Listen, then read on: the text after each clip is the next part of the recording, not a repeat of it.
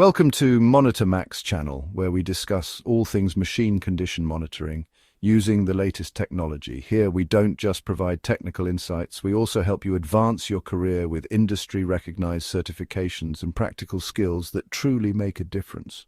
Today we are delving into the maintenance of centrifugal pumps and how to keep them running smoothly.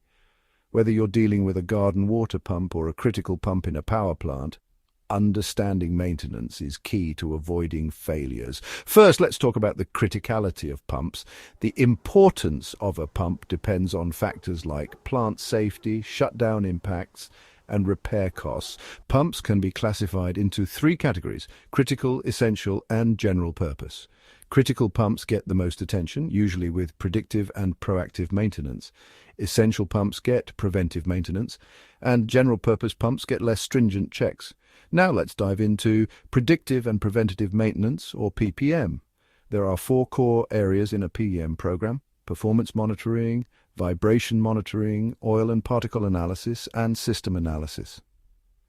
Each of these helps you get a complete picture of the pump's condition.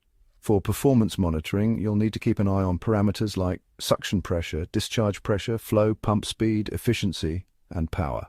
Vibration monitoring can be done online or offline. Online uses proximity probes to measure shaft vibrations, while offline uses portable data collectors for casing vibrations. Remember, start labeling bearings from where the power comes in. Oil and particle analysis checks the condition of the pump bearings and the oil itself. Tests like viscosity analysis, infrared analysis, and wear particle count can tell you a lot.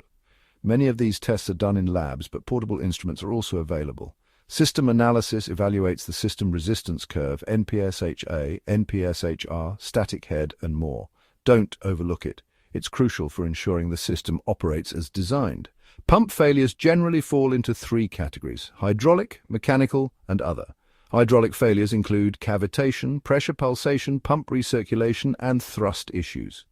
Mechanical failures cover shaft seizures, bearing failures, seal failures, vibrations, and fatigue. Other failures include erosion and corrosion. Regular inspection and maintenance are essential.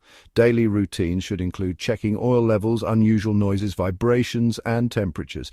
For 3-month inspections, tighten bolts, check seals, and change oil. Annual inspections should review vibration trends and examine bearings. Make sure to categorize your pumps. Critical pumps are catastrophic if they fail.